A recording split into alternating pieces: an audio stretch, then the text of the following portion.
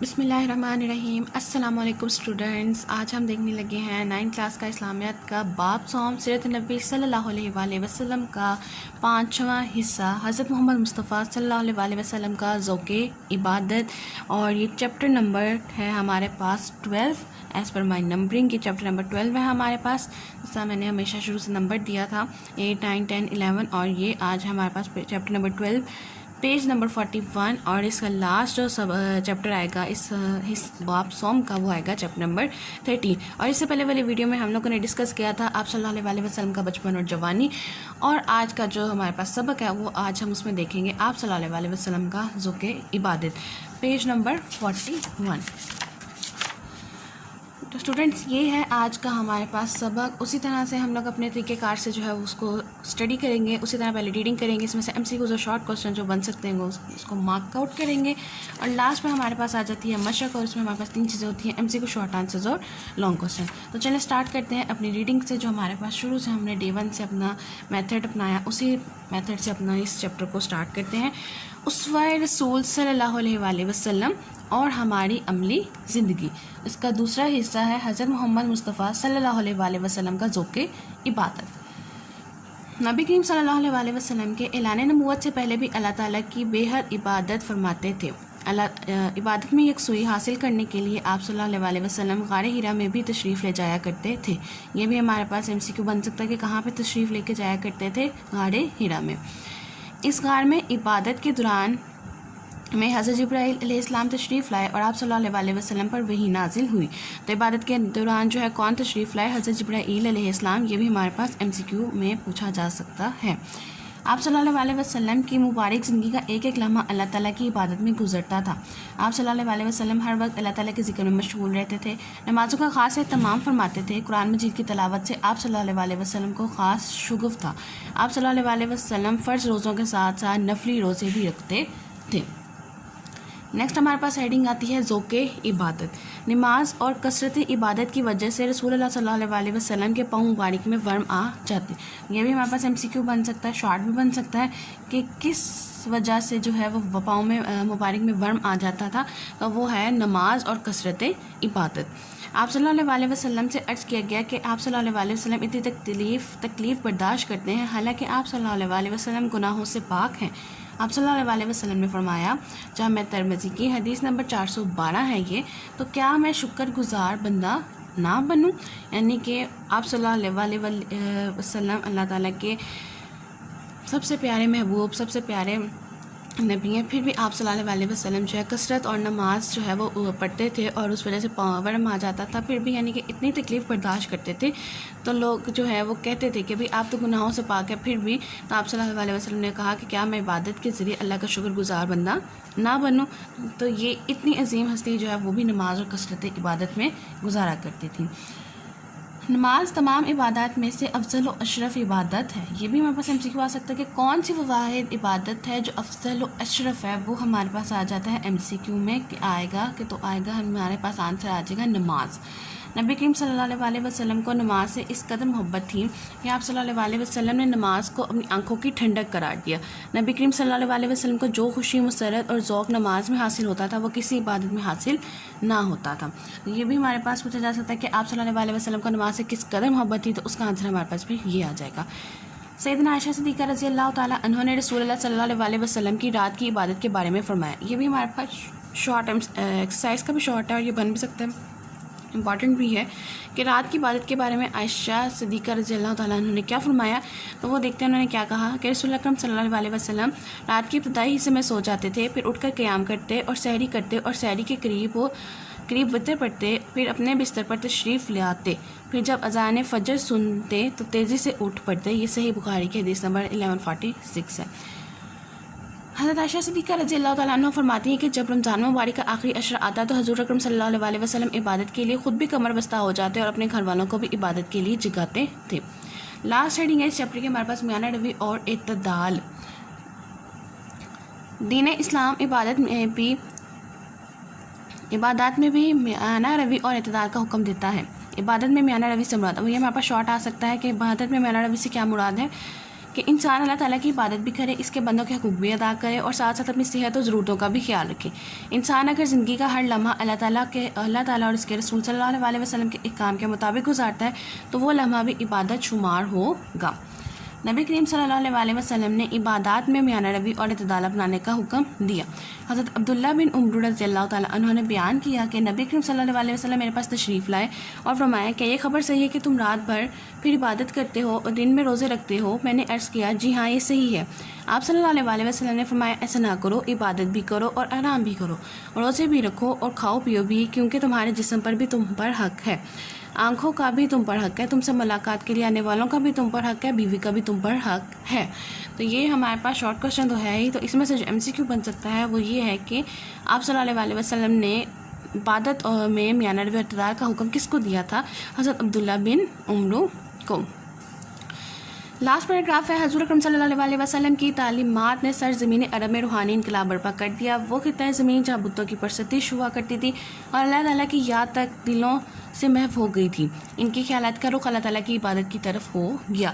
اب یہاں سے اسٹوڈنٹس ہمارے پاس اس چیپٹر کا حاصل کلام شروع ہوتا ہے۔ یہ وہی حاصل کلام جو میں آپ کو ہر دفعہ کہتی ہوں کہ آپ نے لانگ کوشچنز میں لازمی لکھنا ہے۔ تو کیا اس چیپٹر کا حاصل کلام آتا ہے؟ ہمیں چاہیے کہ ہم نبی کریم صلی اللہ علیہ وسلم کے ذوق عبادت اور خشوع و خضوع سے رہنمائی حاصل کرتے ہوئے اپنے دلوں کو اللہ تعالیٰ کی یاد سے منور کریں اور اپنی راتوں کو اللہ تعالیٰ کے ذکر سے آباد کریں۔ اسٹوڈنٹس یہ تھا ہمارے پاس آج اسوہ رسول صلی اللہ علیہ وسلم اور ہماری عملی زندگی کا دوسرا حصہ، جس میں ہم نے ڈسکس کیا حضرت محمد مصطفیٰ صلی اللہ علیہ وسلم کا ذوق عبادت۔ بہت چھوٹا سا ایک ٹاپک تھا، یہ بہت چھوٹا سا ایک چیپٹر تھا ہمارے پاس اور بالکل مائنرس، اس میں MCQ اور شارٹ جو ہے ہمارے پاس بن سکتے تھے، جبکہ اس سے پہلے والا چیپٹر میں جو ہمارے پاس تھے وہ بہت زیادہ MCQ اور شارٹ آتے تھے۔ اسٹوڈنٹس مجھے امید ہے کہ جو ریڈنگ ہے اور اس میں سے جو ہم نے کچھ پوائنٹس انڈر لائن کیے ہیں آپ کو سمجھ آئے ہوں گے، اور ان کیس اگر کوئی ایسی چیز جو آپ سے سمجھ میں نہیں آ رہی وہ آپ مجھ سے ضرور پوچھ سکتے ہیں، میں اپنی مکمل کوشش کروں گی کہ میں آپ کو گائیڈ کر سکوں۔ آگے موو کرتے ہیں اپنی مشق کی طرف، اور اس میں ہمارے پاس سب سے پہلا حصہ ہے درست جواب کا انتخاب، اور پہلا سوال ہے رسول اللہ صلی اللہ علیہ وسلم نے عبادت میں میانہ روی کا حکم دیا حضرت عبداللہ بن عمر رضی اللہ تعالیٰ عنہ کو۔ سیکنڈ کوشچن ہے، جب نبی کریم صلی اللہ علیہ وسلم کے پاؤں مبارک میں عبادت کے دوران میں ورم آ گئے تو آپ صلی اللہ علیہ وسلم نے فرمایا کیا میں شکر گزار بندہ نہ بنوں؟ تھرڈ کوشچن ہے، نبی کریم صلی اللہ علیہ وسلم نے نماز کو قرار دیا آنکھوں کی ٹھنڈک۔ نبی کریم صلی اللہ علیہ وسلم غار حرا تشریف لے جاتے یکسوئی کے لیے۔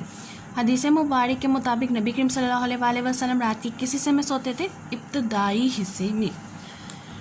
سیکنڈ پارٹ آ جاتا ہے ہمارے پاس مختصر جوابات کا، اور پہلا سوال آتا ہے اعلان نبوت سے پہلے نبی کریم صلی اللہ علیہ وسلم کی عبادت گزاری کا کیا علم تھا؟ اور اس کا آنسر ہے ہمارے پاس پیج نمبر 41 پہ پہلا پیراگراف ہے، نبی کریم صلی اللہ علیہ وسلم اعلان نبوت سے پہلے بھی اللہ تعالیٰ کی بے حد عبادت فرماتے تھے۔ عبادت میں یکسوئی حاصل کرنے کے لیے آپ صلی اللہ علیہ وسلم غار حرا تشریف لے جایا کرتے تھے۔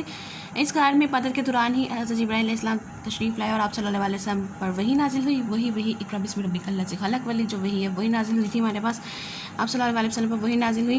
آپ صلی اللہ علیہ وسلم کی مبارک زندگی کا ایک ایک لمحہ اللہ تعالیٰ کی عبادت میں گزرتا تھا، ہر وقت اللہ تعالیٰ کے ذکر میں مشغول رہتے، نمازوں کا اہتمام فرماتے اور فرض روزوں کے ساتھ ساتھ نفلی روزے بھی رکھتے تھے۔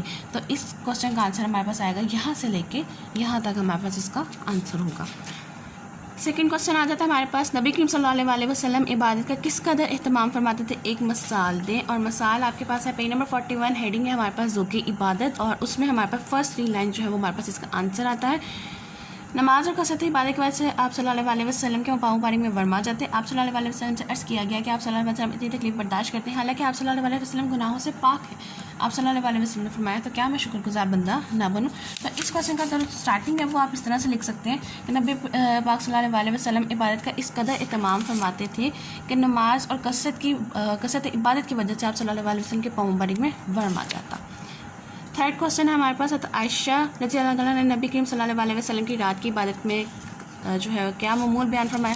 اور اس کا آنسر ہمارے پاس پیج نمبر 42 سیکنڈ پیراگراف، سیدنا عائشہ صدیقہ رضی اللہ تعالیٰ نے صلی اللہ علیہ وسلم کی رات کی عبادت کے بارے میں فرمایا، رسول اللہ اکرم صلی اللہ علیہ وسلم رات کے ابتدائی حصے میں سو جاتے تھے، پھر اٹھ کے قیام کرتے، سحری کے قریب وتر پڑھتے، پھر اپنے بستر پر تشریف لاتے اور پھر اذان فجر سنتے تو تیزی سے اٹھ جاتے۔ تو یہاں تک ہمارے پاس اس کا آنسر یہاں تک آئے گا۔ فورتھ کوشچن ہے، عبادات میں اعتدال اور میانہ روی سے کیا مراد ہے؟ اور اس کا آنسر ہے ہمارے پاس پیج نمبر 42، میانہ روی اور اعتدال ہیڈنگ पहला पैराग्राफ है इस हेडिंग का। दीन इस्लाम में इबादत और मियाना रवी का हुक्म दिया गया है। इबादत में मियाना रवी से मुराद है अल्लाह ताला की इबादत भी करे, इसके बंदों के हकूक़ भी अदा करे और साथ साथ अपनी सेहत और ज़रूरतों का भी ख्याल रखे। इंसान की ज़िंदगी का हर लम्हा अल्लाह ताला और उसके रसूल सल्लल्लाहु अलैहि वसल्लम के अहकाम के मुताबिक गुजारता है तो वो लम्हा भी इबादत शुमार होगा। और लास्ट शॉर्ट क्वेश्चन है कि नबी करीम सल्लल्लाहु अलैहि वसल्लम ने इबादत में मियाना रवी के बारे में हज़रत अब्दुल्ला बिन उमर को क्या नसीहत फरमाई। और इसका आंसर है हमारे पास पेज नंबर 42। मियाना रवी और एतदाल हेडिंग है और सेकंड पैराग्राफ में इसका आंसर है।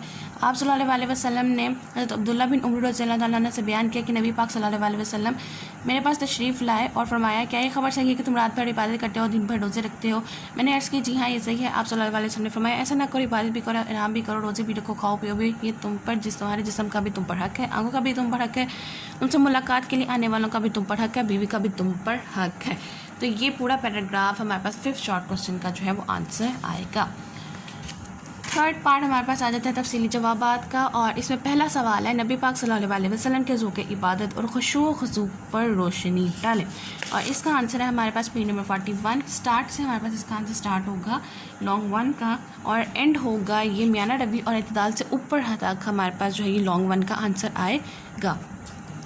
और वही चीज़ मैं आप लोगों को फिर से दोबारा से ही वही रिपीट करूँगी कि हमेशा टू द पॉइंट आंसर लिखने से बेहतर है कि ट्राई कीजिए थोड़ी बहुत हेडिंग स्पीड में लाजमी क्रिएट करें, तो इसी क्रिएटिविटी अपने आंसर में शो करें। तारुफ और हासिल कलाम लिखना ना भूलें।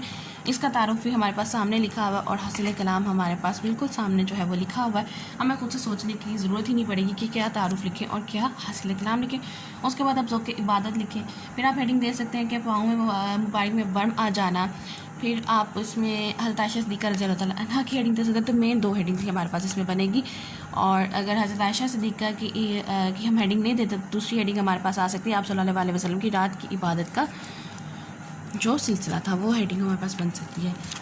और लास्ट लॉन्ग आ जाता है हमारे पास, दीन इस्लाम ने इबादत में मियाना रवी और इतदाल के बारे में क्या अहकाम दिए हैं। और इसका आंसर है हमारे पास पेज नंबर 42। मियाना रवी और इतदाल हमारे पास हेडिंग हमारे पास सामने दी गई है और इसका आंसर आएगा हमारे पास यहाँ से लेकर बिल्कुल लास्ट तक अल्लाह ताला के ज़िक्र से आबाद करें, यहाँ तक हमारे पास सेकंड लॉन्ग का जो है वो आंसर आएगा। और इसमें भी हेडिंग क्रिएट की जा सकती है। पहले वाली में हेडिंग हमारे पहले फर्स्ट पैराग्राफ में बन सकती है मियाना रवी से मुराद, फिर हज़रत अब्दुल्ला बिन उमर इसकी हेडिंग बन सकती है और लास्ट में हमारे पास आ जाएगा हासिल कलाम और स्टार्ट में हमारे पास आ जाएगा तारुफ और आपका ये लॉन्ग क्वेश्चन जो है उसी पैटर्न के मुताबिक कंप्लीट हो जाएगा।